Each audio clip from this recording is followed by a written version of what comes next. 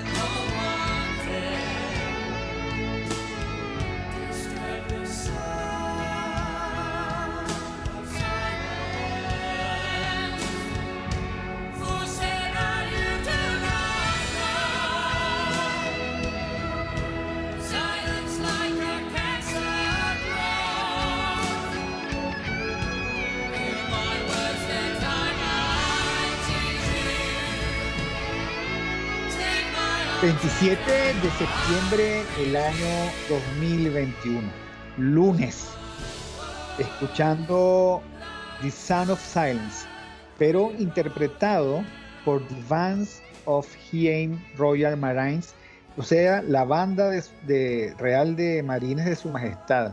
La verdad es que muy linda esa banda con una interpretación maravillosa. Ustedes saben que esa es una canción de Simon y Garfunkel del año 1964 y es una composición de Paul Simon.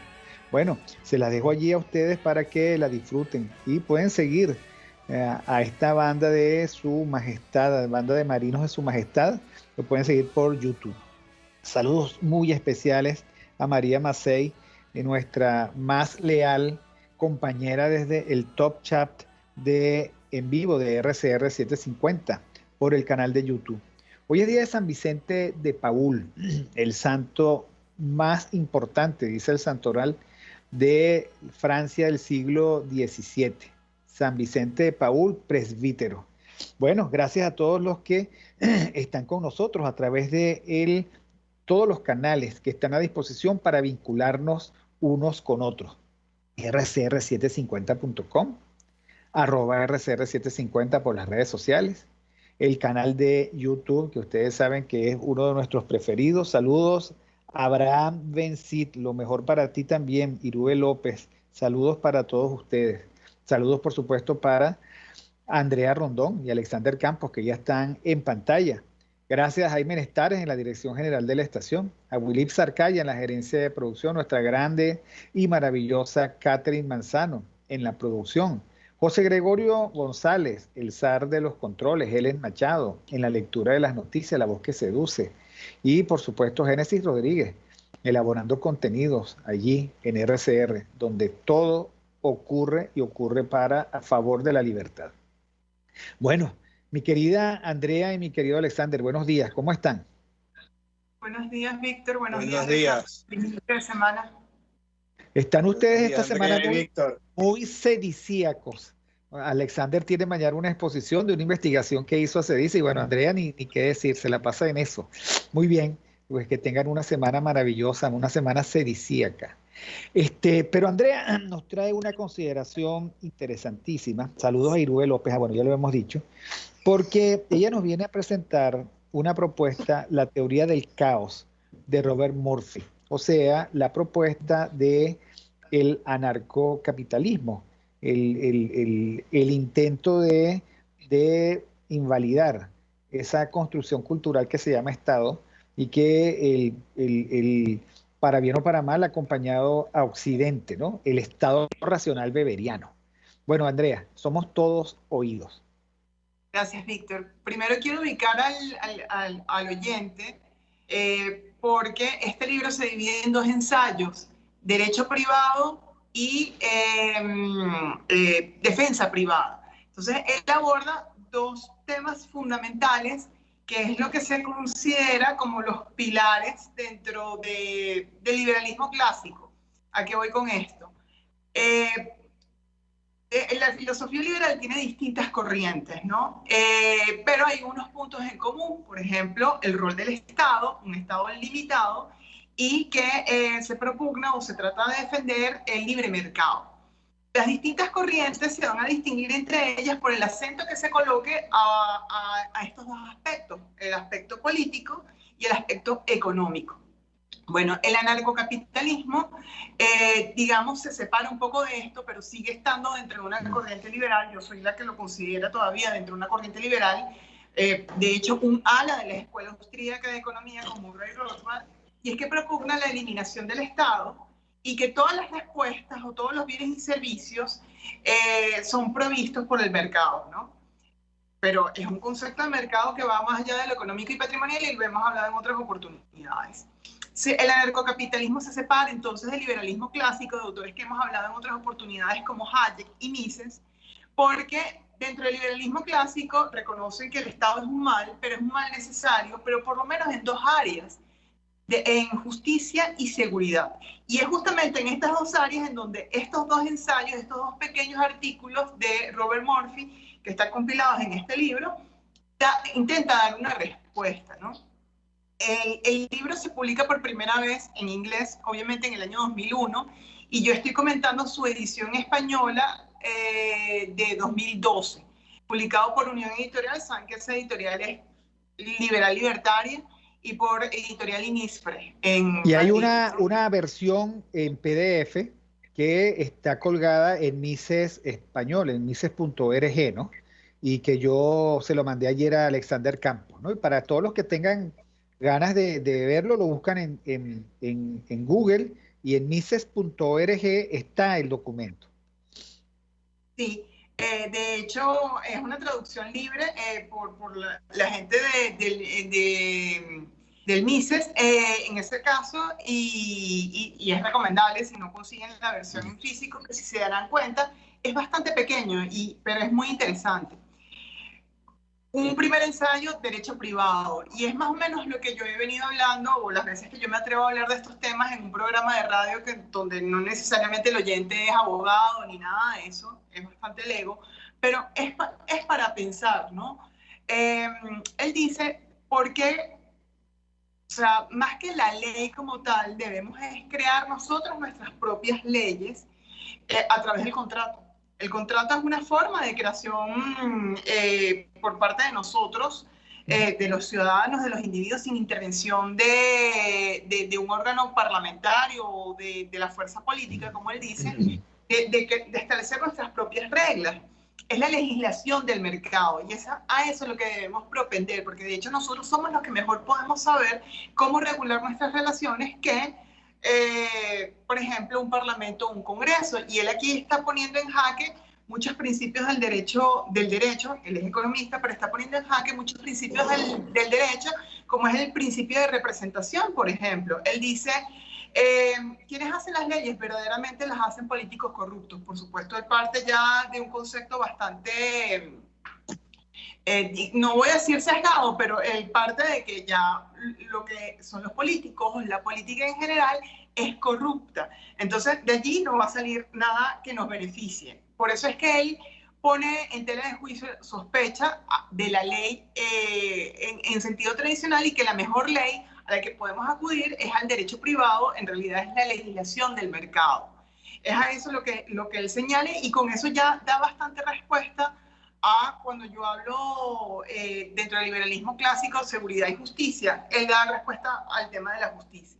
Obviamente, dentro de este derecho privado, el juez privado o el arbitraje cobra fundamental importancia, ¿no? Porque es él el que va a resolver las disputas entre particulares.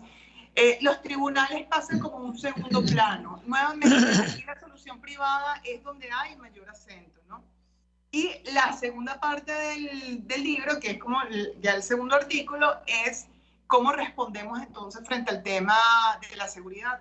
Y él habla de la defensa privada, de la seguridad privada, que incluso resulta menos costoso, entiéndase, es un economista que va a pensar en términos de eficiencia y eficacia, y él señala, es menos costoso la defensa privada, la seguridad privada, que financiar con nuestros impuestos un Estado grande, un ejército, etcétera, etcétera. Y él responde también a esas dudas que señalan, bueno, pero no corremos el riesgo, por ejemplo, sobre todo en esta segunda parte, que se formen mafias privadas. No corremos el riesgo de que entre privados también haya abusos. Y él dice, obviamente que sí, yo no estoy idealizando al hombre en este sentido. No sé si me perdieron porque me entró una llamada y disculpen. Bueno, yo no estoy idealizando al hombre en este sentido. ¿Me escuchan? Te escuchamos, te escuchamos. Sí, perdón. No estoy idealizando al hombre en este sentido, sino que incluso esto es un mal menor que seguir financiando al Estado, que es el mayor delincuente de forma organizada y a lo largo del tiempo. Es crimen organizado. Para él, el Estado es crimen organizado. Ya de una vez lo considero un mal, y un mal totalmente prescindible, ¿no? Del que nos debemos defender. De hecho, desde esta perspectiva parten mucho los anarcocapitalistas, partiendo de un Estado expoliador, de un Estado que más bien es un delincuente, es crimen organizado, y frente a eso los ciudadanos tienen que defenderse, y son estas propuestas. La defensa del ciudadano que él propone es netamente privada. Que yo reseñe este libro no significa que lo suscribo totalmente, por supuesto, pero lo reseño porque me parece un ensayo interesante sí, intelectual, aunque él dice que trata de ser lo más pragmático posible para que no se lo tache de utópico. Es un ensayo interesante de eliminar al Estado de la ecuación. Yo no creo que el Estado lo podamos eliminar de todos nuestros espacios, pero sí podemos hacer un verdadero esfuerzo para eliminarlo de la mayor parte de nuestros espacios. Por ejemplo, cuando él habla de derecho privado, ya yo he hablado en otras oportunidades del trabajo de Ricardo Manuel Rojas, que ha hecho ensayos de un derecho privado incluso respecto del derecho penal, que regresemos a la raíz del derecho penal, que ha sido privado, porque muchos cuando hablan de derecho privado dicen, bueno, perfecto, en los ámbitos contractuales, háblese de arrendamientos, háblese de compra y venta, perfectamente puedes hablar desde ese punto de vista. Pero ¿qué pasa con los delitos? ¿Qué pasa con el derecho penal? ¿Realmente lo puedes hacer privado? Y la respuesta de Ricardo Manuel Rojas es, no, él no se define anarcocapitalista, pero él dice reformular el derecho penal, porque hay muchos delitos que hoy se consideran delitos y no deberían ser tales. Hay muchas conductas tipificadas como delitos y no deberían ser tales. Yo pongo dentro del campo del derecho penal económico, yo pongo, por ejemplo, la especulación. La especulación tradicionalmente se ha considerado un delito y no es un delito, es una toma de decisión racional frente a las condiciones que se te presentan. Y así podemos seguir con algunos ejemplos. Entonces, traigo este libro justamente para que pensemos en propuestas privadas de derecho privado y hagamos el ejercicio que podemos lograrlo de eliminar al Estado de la ecuación en muchos casos. Alexander. Sí, ayer cuando yo no conozco el libro, pero ayer pude, digamos, trabajar algunas cosas cuando tú me lo enviaste, y bueno, y con lo que nos explica Andrea queda un poco más claro de qué va el libro.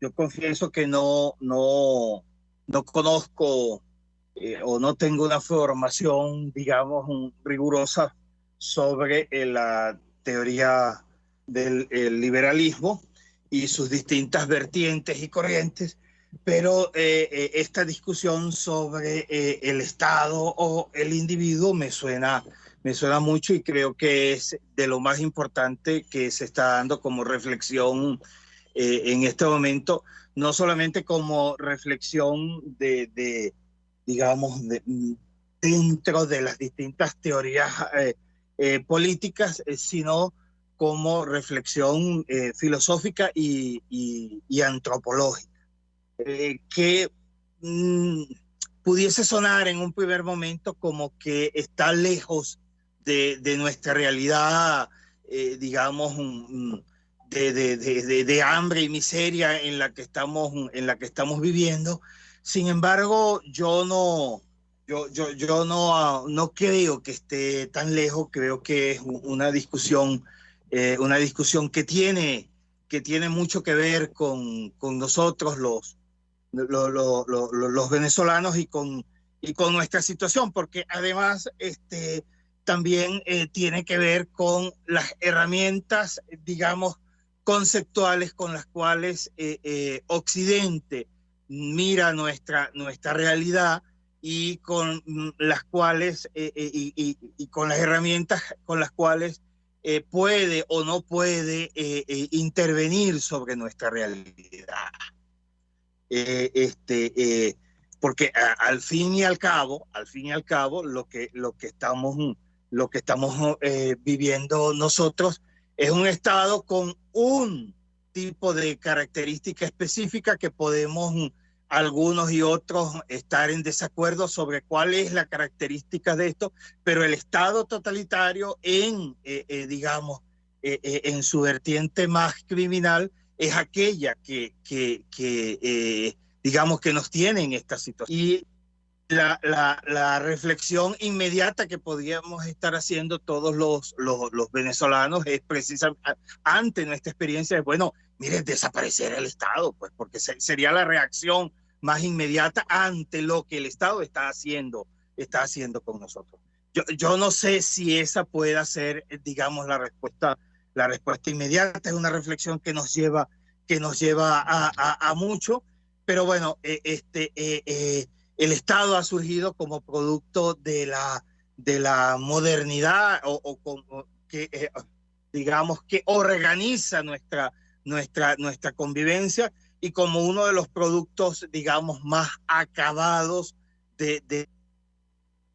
digamos, de dirigir el relacionamiento no solamente del poder como tal, sino de la convivencia. El otro extremo de esa, en algunos casos se ve precisamente como no realizado en su tendencia de afirmación al individuo, y algunos proponen, mira, yo no quiero ninguna regulación. Aquí ante el Estado en cualquiera de sus formas, yo quiero la afirmación completa del individuo. ¿Es esa para nosotros la solución a nuestra realidad? Es decir, la afirmación completa del individuo, o es quizás más bien superar la dicotomía Estado-individuo y plantear una propuesta no intermedia, sino realmente otra, como diría Levinas, ubicado en otra realidad, que sería, por ejemplo, la fraternidad, que va más allá, iría mucho más allá de la propuesta de individuo o Estado, y plantearía la vida en comunidad como respuesta precisamente ante los horrores, especialmente después de la Segunda Guerra Mundial, del Estado, pero también ante las respuestas a veces limitadas del individuo.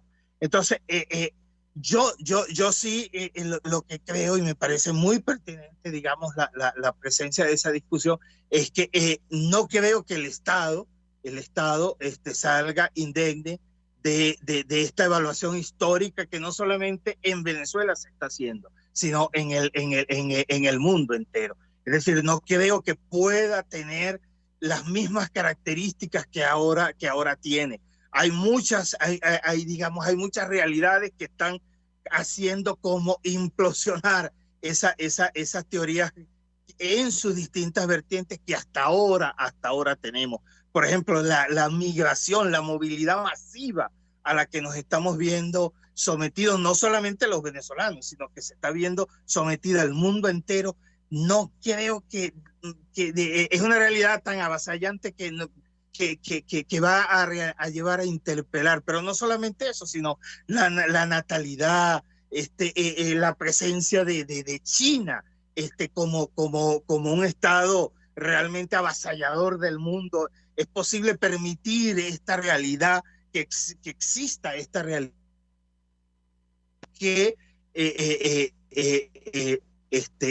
nada, que yo lo que hago es repetir en voz alta aquí ante la propuesta de lectura que nos hace Andrea. Sí, bueno, en el chat en vivo hay muchos comentarios, ¿no? A favor y en contra, opiniones.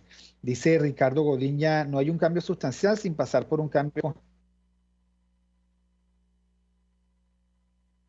Está diciendo, bueno, creo que Ricardo está aludiendo al tema del poder y a la necesidad de que el Estado no sea, digamos, la concentración absoluta del poder, que es como ver el extremo, o sea, el extremo. Los dos extremos a mí me parece que no son buenos. O sea, no podemos nosotros darle al Estado tanto poder y tanta capacidad de intervención y no podemos deshacernos del Estado, por lo menos no mientras esa cultura de la fraternidad no sea universal, porque hay algo que está diciendo Alexander que es interesante. Nos desarmamos nosotros, tipo dilema del prisionero, pero hay estados, voces, depredadores que están cerca y que simplemente, bueno, nos engullen, ¿no? Esa es un poco la historia desde Grecia en adelante, ¿no? Iris, muchachos, pienso que hay que construir república. Lo que ocurre es que uno de los elementos existenciales del Estado se presenta absolutamente cuestionada, por decirlo menos. Ricardo Godiña, un Estado eficiente solo debe concentrar sus esfuerzos en seguridad, salud, educación y defensa, sin que esto signifique en ninguno de los casos un monopolio del Estado.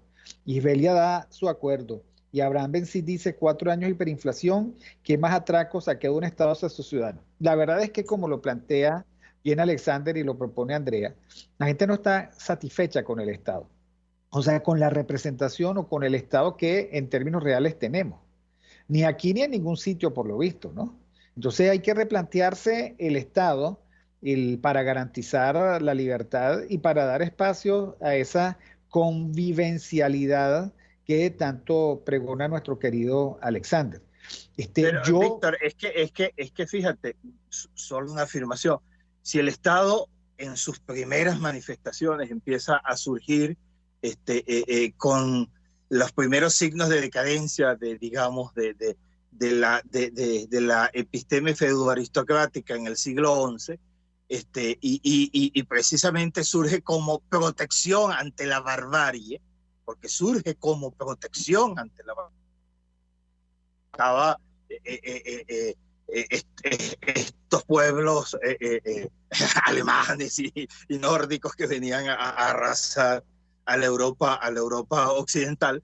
Si surge como protección ante la barbarie, el problema es que ahora el Estado se está convirtiendo en la barbarie.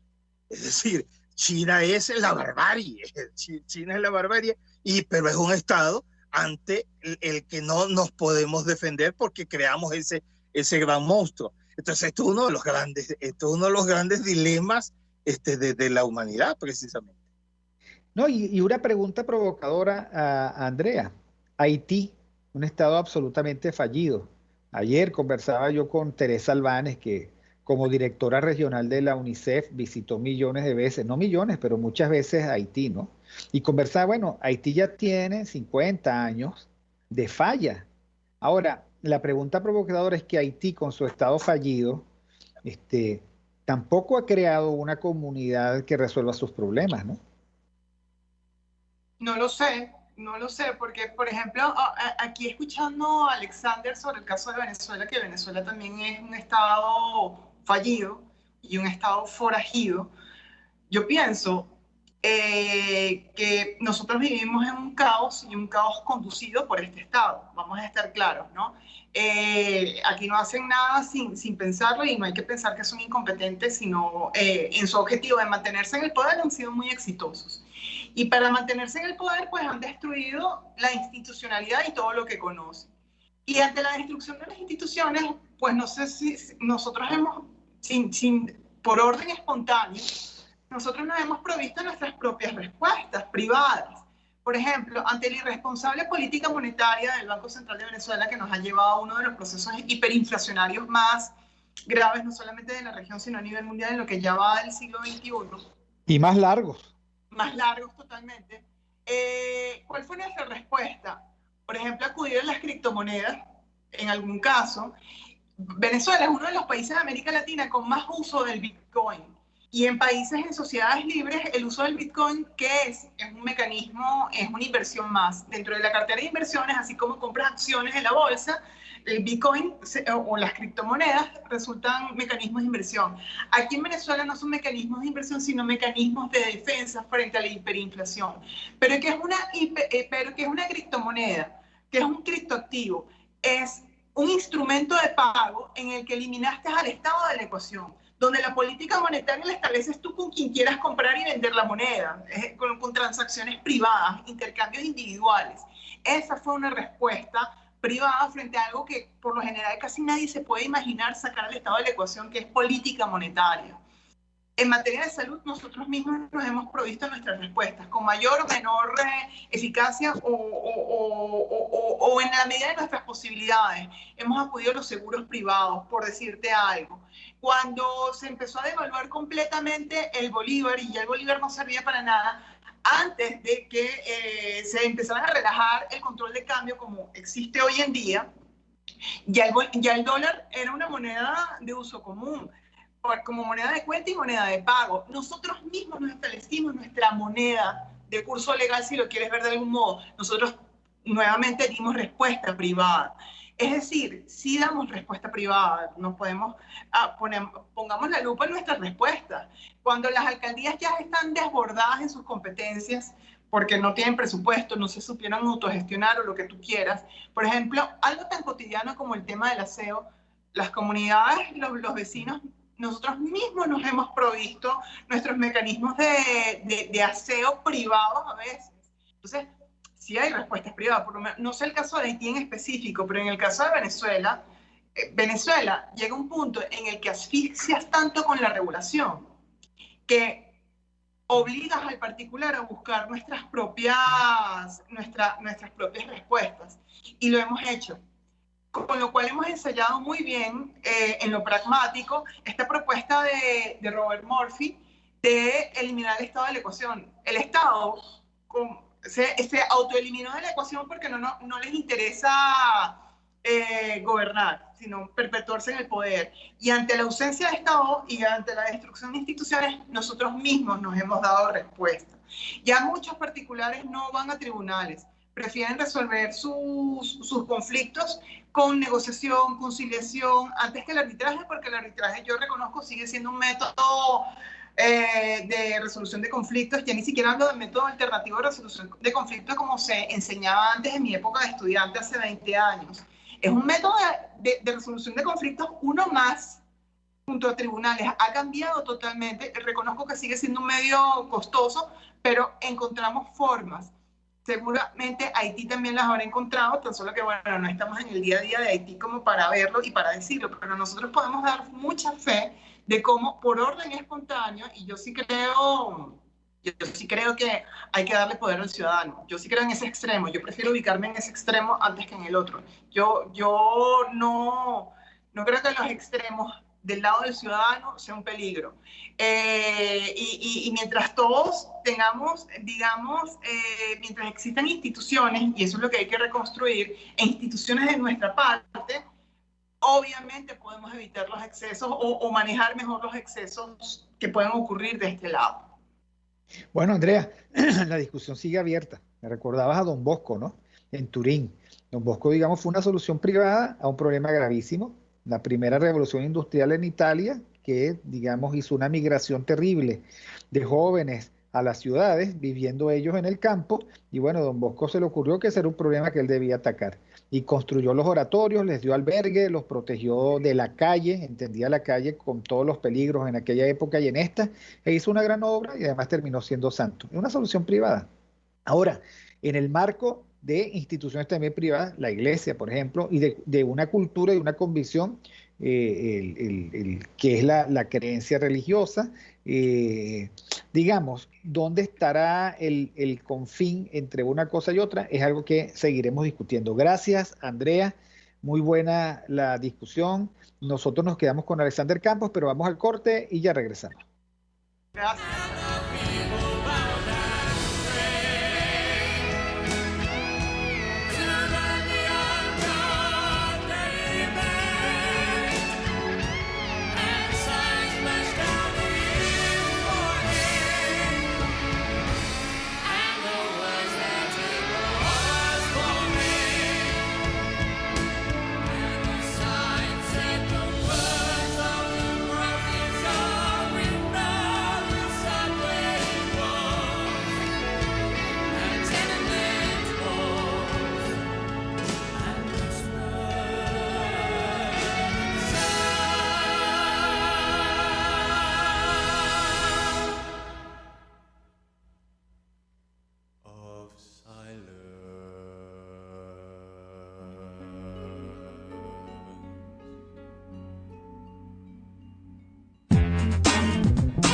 Aquí se debaten temas de interés nacional e internacional.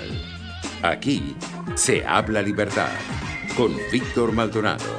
Solo por RCR.tv, la